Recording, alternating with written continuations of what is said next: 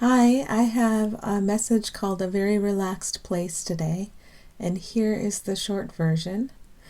You are being taught to live from a very relaxed place.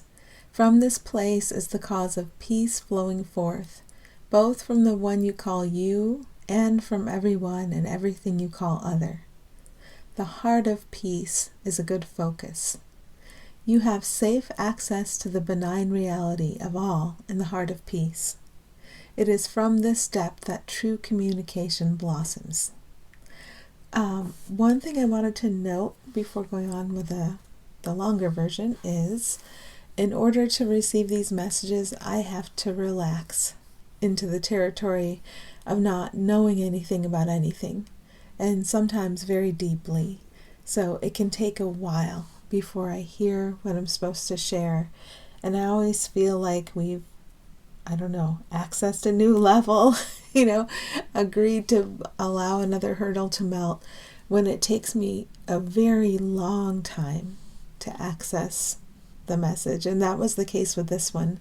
I really had to just descend into the root, into the heart of us, into what we share, and keep waiting.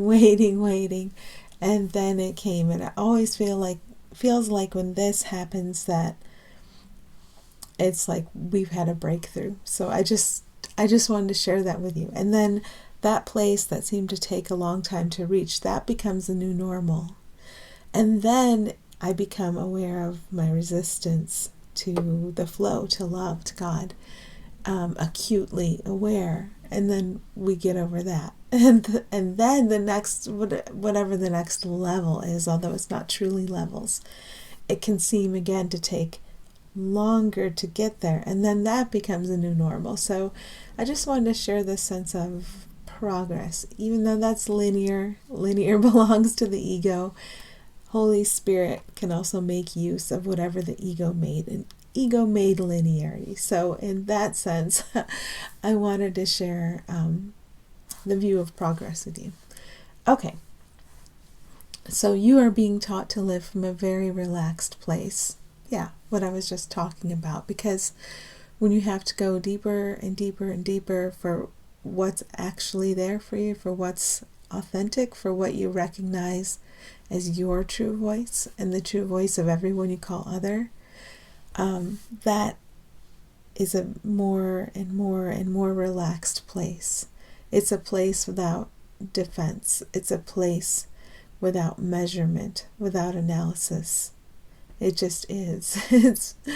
It's very, very present, and there's nothing to defend against in that place. And so I'm being taught to live from that place. As much as my person wants to run around and get distracted and satisfy itself and comment about every facet of the world it sees, still what I am can remember what we all are. So we're in very, very good hands. This very relaxed place is alive in everyone and present in everyone and everything. It's real in everyone and everything. And my goodness, it can be easy to forget that. But the moment of remembering that this is our shared reality, this beautiful, open, loving, defenseless, relaxed place, of course you don't want to leave it. And then in the experience of my person, I seem to leave it and wander around and get distracted. But just to begin to remember this place that is our home within all of us, that we share, that connects all of us, it's a very beautiful and reassuring thing in our ability to return to this place and rest there. It expands and it takes over. So from this place is the cause of peace flowing forth, both from the one you call you and from everyone and everything you call other.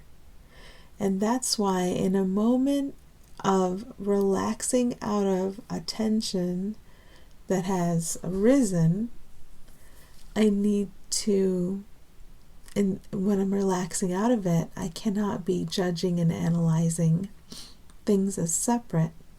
I might receive instruction or guidance about what to do, but it feels different. It feels like it was just given to me. It doesn't feel like it came from a process of judgmental egoic thinking that led to a conclusion. It feels like it was just given to me. And the more we can have experience of just following instructions, going here, going there, as called, and reaching out for guidance consistently, the more that's an easy place for us to return to, the more that becomes our home, instead of the home we built of, I'll receive all these ego thoughts, and they'll tell me how to see everything, and they'll tell me what to do. We're switching over. My thoughts are from spirit. My spirit thoughts can also tell me what to do. And I have a very good reason to trust spirit, because that is what's good and real and actually alive in everyone and everything. So it's a very good reason to trust spirit, to trust what's real. Okay. The heart of peace is a good focus. So if I think of the heart of peace or the light, that's what's real and true and present and alive now in everyone and everything. And anything the ego would say, protectively, defensively, about anyone or anything, is covering up what's most true and real about them. This heart of peace is what's most true and real about them. And from egoic thought, I've scribbled on the surface of life all these separate entities with separate and opposing characteristics. And I've been very distracted by how they look, and ego keeps giving me thoughts about them, and I can keep getting lost, but this heart of peace is here for me to relax back into. And I have every reason to relax, because the heart of peace is what's real and true and good about everyone and everything. So if you find yourself taking sides, and I do, the invitation is here in the middle of it to say, oh, the heart of peace. How would the heart of peace that I am, that all of them are, have me see this? The beings that they are, behind the characters I'm seeing on top of the beings, how would the beings in my being have me see this situation? What is the guidance that's here for me and for all of us in this situation that appears to be a conflict between one side and another side? And you know that in order to receive instruction about what to do next in a situation of opposition like that, you don't really know anything about anything. You just have to listen and receive and follow, and that's different. It's a kind of different that we get used to and we begin to trust. So the heart of peace is a good focus because it's real and it's present and it's eternal. And every scribble my ego has drawn on the surface of all these beautiful beings, of the beautiful being within everything, that's temporary and it passes away. So I can tune into or calibrate with what is eternal in everyone and everything and say, guide me, show me. I trust the eternal in everyone and everything. I trust the good in everyone and everything. And as the goodness without opposite guides me, the goodness without opposite will appear to guide everyone. So you have safe access to the benign reality of all in the heart of peace. Safe access to all. So first of all, we have this idea of privacy, but when you're connected beings, connected eternally, there is no privacy. As a person, there's a perception and idea that you need privacy. And that's not being taken away from us. Like I said before, we're not going to go into a bathroom and find no cubicles. That's not being taken away from us. What is expanding is our awareness that we do have safe, benign access to all and everything right now, because we're united with all beings, and with the being within everything. If you think of everything as being alive, even anything you could pick out as separate, this being is alive within it or behind it, or however you want to look at it. There's something real here, and I guess it's my job to just keep pointing to it, and reminding us all of it, both for myself so I can carry that through the day, and for the few people who listen. I think it's maybe all of our jobs to keep this in mind and to share the awareness and to see the truth through training and practice, that what we acknowledge as real about the other is what we begin to experience. So when I learn to acknowledge peace is what's real about that one in front of me, they begin to show me that this is true. So it's a practice we're called to. You have safe access to the benign reality of all in the heart of peace. Well, the heart of peace is what you are. And reality is benign. And when it looks like it isn't, is exactly when we are being invited to shed a layer.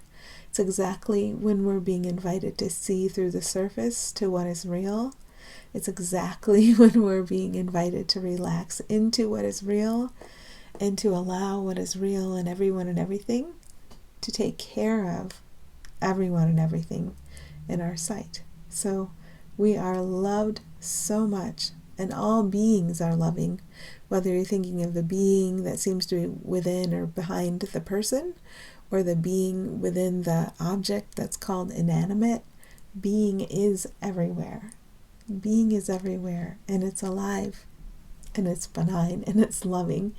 Thank goodness. And we learn to focus on this more and more. And more when the ego sends us a crazy thought, we understand to set it aside and to keep our focus on what is real. Excuse me. And with practice, our ability to focus improves. It is from this depth that true communication blossoms. You may notice that you're not as invested in talking, and you're not as invested in trying to interpret words that you're hearing, trying to find their meaning. It's a different kind of listening, and not one in which we evaluate persons differently from one another or ourselves. It's just a willingness to tune into the sameness that's here behind everything. That's our radio station, not the radio station of listening to and making meaning of the words people are saying, and then pitting them against one another and analyzing and interpreting them and defensively trying to protect our separate self. This is different. This is just tuning into who and what everyone and everything is, and resting there. And it's a training. So it's from this depth that true communication blossoms. You are that depth. Everyone you look at, no matter how superficial their character may seem to be, that's just the scribble I put on top of them. It's actually meaningless. And ego has us finding all the meaning in the scribbles we put on top of people and things, in the very superficial scribbles. And now we're finding meaning in their being, in what they are, in their depth. When we're looking toward each other's depth, the reality of each other, we amplify that for each other. We help one another. I think of that story about hell where everybody has a spoon that's so long they can't feed themselves, but they can feed each other, and they learn how to feed each other. Well, this is what we do when we stay in this depth. we amplify the truth of us all, and we help make the memory of it, the awareness of it, the willingness to allow it to be in charge of our experience that's alive in everybody.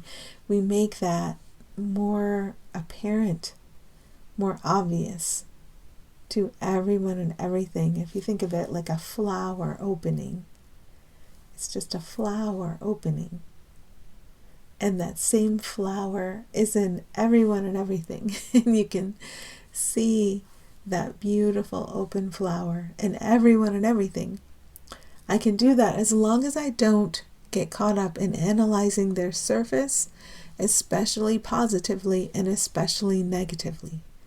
That's a huge distraction, both of those. But if I'm getting better at setting those aside and not getting caught in that net, then I can see this beautiful flower in everyone and everything. And that's the place that all our guidance flows from, that the true communication of love amongst us flows. That's where it is. That's alive. That's here. That's now. And that can be relied upon. So I'm happy about that, and I'm happy to share this with you. Wishing you happy healing today.